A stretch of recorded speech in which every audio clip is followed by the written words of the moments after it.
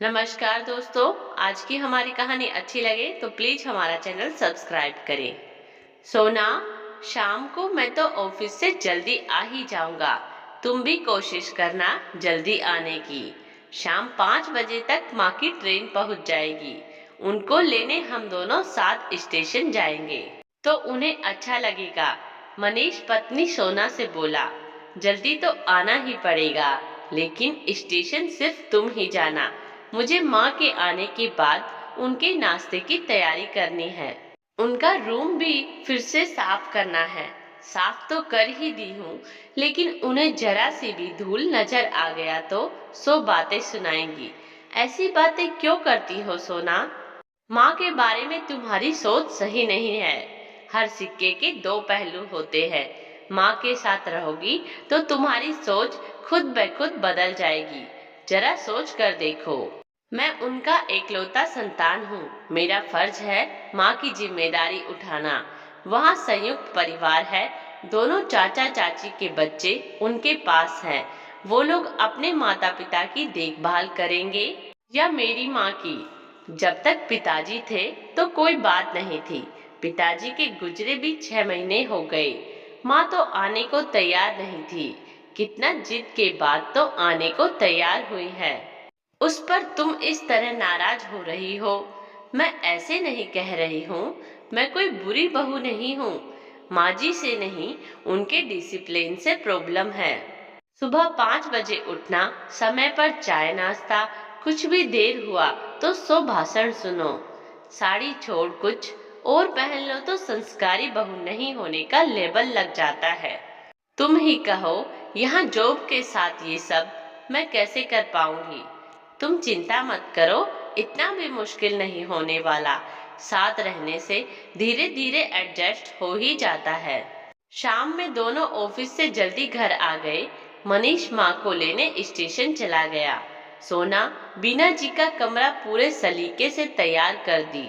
चाय के साथ पकोड़े के लिए बेसन तैयार करके रख दी। सोची आ जाएंगी तो पकोड़े तल दूंगी, नहीं तो कहेंगी ठंडे पकोड़े रख दी है चाय के साथ। मनीष माँ को लेकर आ गया। उन्हें उनका कमरा दिखाते हुए बोला, माँ ये तुम्हारा कमरा है, फ्रेश होकर आराम करो। बीना जी भी सफर से थक गई थी। हाथ मुंह धोकर फ्रेश हुई और आराम करने लगी। सोना चाय पकोड़े लेकर उनके कमरे में गई।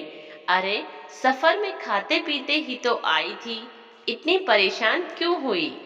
अब ये तला भुना मुझसे नहीं खाया जाता। रात में कोई सादा सा खाना ही बना लेना। बीना जी साधारण तरीके से ही बोली थी, लेकिन सोना के मन बीना जी का जो इमेज बना हुआ था उससे उसे लगा। आई और फरमाइश शुरू। सोना के ऑफिस का कुछ काम बचा था।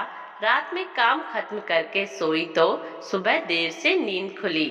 मोबाइल में समय देखी तो 7 बज रहे थे। वह सोची, लो 7 बज गए, अब तो माँ जी का लेक्चर सुनना पड़ेगा। बाहर निकली तो हैरान रह गई। माँ जी किचन में। बीना जी बोली, तुम्हें देर हो रही थी उठने में तो सोची नाश्ते की तैयारी ही करती हूँ। तुम लोगों को ऑफिस में लेट हो जाएगा। सोना बोली, रहने दीजिए माँ जी, आप आराम कीजिए, मैं कर लेती हूँ। सोना नाश्ता बनाई। दोपहर के लिए बीना जी के लिए खाना बनाई।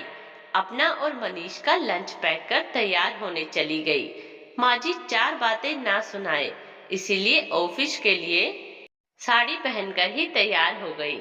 सोना को साड़ी पहने देख बीना जी बोली, तुम ऑफिस साड़ी में जाती हो? वो माँ जी, बेटा तुम जो पहनकर ऑफिस जाती हो वो पहनो। मेरे कारण साड़ी पहनने की जरूरत नहीं है। बीना जी का बदला हुआ व्यवहार सोना के समझ में नहीं आ रहा था। बीना जी भी सोना की कश्मकश समझ रही थी। शाम में बीना जी सोना से बोली, बहू मुझे तुमसे कुछ बात करनी है। कहिए ना माँ जी, कहकर बीना जी के बगल में बैठ गई।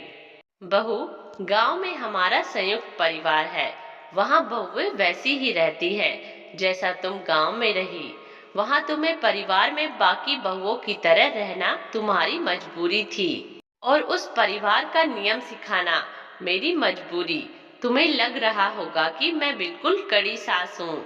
मेरी सोना जैसी बहू की कोई बुराई करे, ये मुझे बर्दाश्त नहीं होता। इसीलिए तुम्हें हर बात पर टोक दिया करती थी, ताकि किसी और को बातें बनाने का कोई मौका ना मिले। यहाँ तुम जैसे रहती हो वैसे ही रहो। मेरे कारण कुछ बदलने की जरूरत नहीं है। बीना जी की बात से सोना के मन का सारा भ्रम खत्म हो गया। सोना सच में सोचने लगी कि मनीष सही कह रहा है, हर सिक्के का दो पहलू होता है। माँ जी की जिस पहलू की वजह से मेरे मन में उनकी गलत इमेज बनी हुई थी, उसमें भी मेरी भलाई ही थी। उस वक्त मैं उनकी दूसरी पहलू को समझ नहीं पाई। अब सोना की सारी उलझन सुलझ गई। अब उसे अपनी माँ समान सास के साथ रहने में कोई परेशानी नहीं थी। धन्यवाद दोस्तों। आशा करती हूँ यह कहानी आपको जरूर अच्छी लगी होगी। प्लीज हमारा चैनल लाइक शेयर सब्सक्राइब करें।